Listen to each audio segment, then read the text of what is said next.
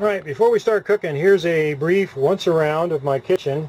I've got some storage space underneath and some counter space, cabinet space up above. Very limited, so selection is important when you're buying stuff to cook with and what you're going to use for seasonings. Small sink, double-sided, typical faucet, very small counter area. You can see from the size of my hand that I don't have a tape measure handy, but I would venture a guess that from end to end of the counter space, we're looking at perhaps 4.5 feet. 5 foot would probably be a stretch. So not much over 4 feet to work with. Here's a tip that I learned right away. Since you have very limited counter space to work with, and of course, there's a dining table on the other side, but it's often tied up with other uses or folded down and out of the way. One tip that I've used is a cutting board. Keep it handy, not just for cutting your stuff on, but to add additional on-the-fly counter space that's close to your sink so you can do your vegetable prep and other food prep. And it gives you a lot more space to work with, because otherwise you really don't have any in a tiny kitchen like this. Okay, so here's today's ingredients for guacamole a la Handegard. You're going to need some kind of small to medium-sized mixing bowl, a number of avocados. Today I just happen to have 3. Also, the portions in this are completely arbitrary. If you want to add a little more avocado, a little more any of the other ingredients, go for it. Experiment. I just happen to have 3 avocados left after I bought 4 the other day, so that's how many we'll use. Some red onion, I'll slice off about an appropriate amount to add to 3 guacamole. Some fresh lime, which we'll squeeze the juice in. I like it spicy, so we're going to add a jalapeno. And I also like a little variance, a little variety in the texture and color of my food whenever possible. So while it's not necessarily an ingredient of all guacamole recipes, I'm going to dice up a plum tomato. Plum because it's not as juicy and watery as some of the other varieties. So for this application, since I don't want a real watery guacamole, I'm going to use a plum. And then the final ingredient is going to be a little cilantro. Fresh if possible, and we'll dice that up. So I'll get all my ingredients out, and I'll prep them real quick, and high speed it up so you don't have to sit there and look at me chopping. Final ingredient, salt to taste. If you want to use designer salt, feel free, but I like to save my pink Himalayan grinder salt for seasoning food as I eat it in small amounts. But I tend to salt my guacamole quite a bit, so I'm going to use iodized store-bought bulk salt. Alright, let's get the ingredients prepared.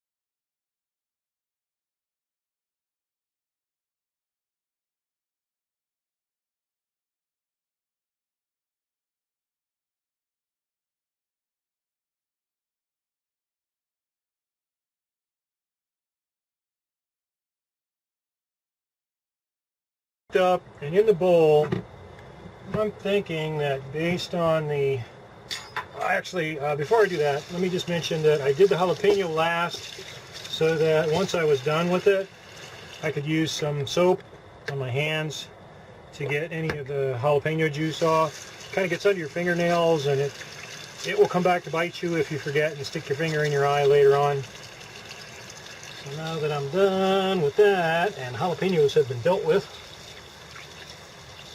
make sure I try not to burn my eyeballs out.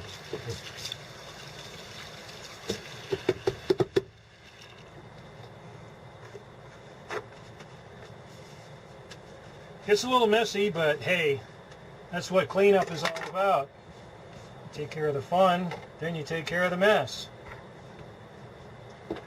Let's see what it looks like on the initial spin through here. It's probably also a good idea to have some extremely ripe, I wouldn't say overripe, but you know, sufficiently completely ripened avocados so that they mash up easily and uniformly. I don't mind a few chunks in the avocado department, so I'm good with that. And from the volume I see here and the way the onions are starting to mix in, I'm going to go ahead and add the rest and just eliminate any leftovers, because it's just for me. If it was maybe for other people, I might not put all that much onion in it. So let the taster beware. You sample my my cooking, it may be spicy and it may have a lot of stuff in it that you normally wouldn't see in the average recipe. Alright, I'm going to stir it a little more, I'm going to mash it a little more, so now's about the right time to add a little salt to taste. It's looking like a lot, but I like salty guacamole. I don't salt my food, generally speaking, when I eat it. I season with pepper and other non-salt bearing seasonings for the most part to cut down on the sodium, because it's, you know, so many of the processed foods that are hard to avoid completely. But there are some rare exceptions, and my guacamole is one. I may add that other lime too once I give it a taste.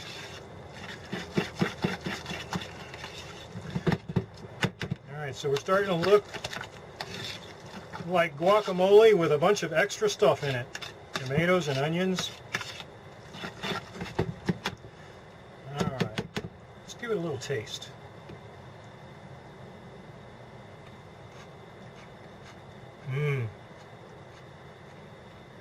Oh, even before it marinates any, that's good. That is good. I think I'm good on the lime. So we'll save that lime for another day.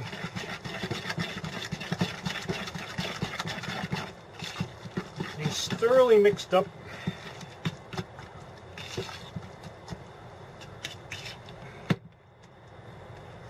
And then we're going to cover and refrigerate for a couple of hours to let it marinate. Let all those flavors blend together and absorb one another. And then we'll give it the final taste test with some tortilla chips or something to dip into it.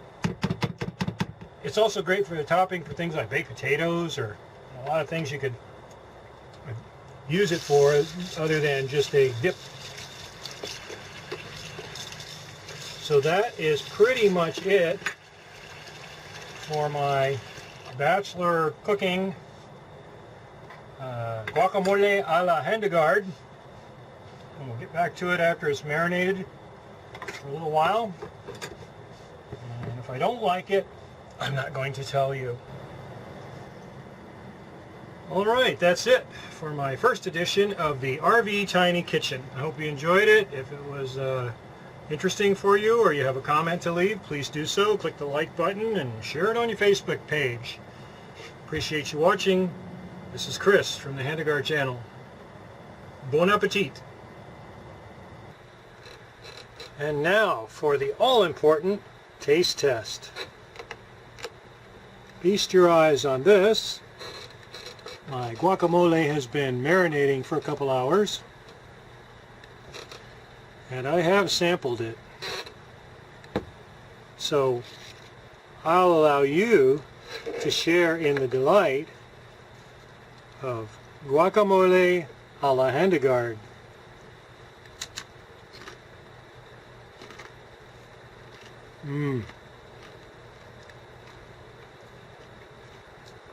Not bad if I do say so myself. Mission accomplished. I hope you liked it. If I get some feedback, that'll give me an indication of whether there are some folks out there who would like to see more from the RV Tiny Kitchen. For now, that's all from the Handegard channel. Chris signing off. And once again, bon appetit.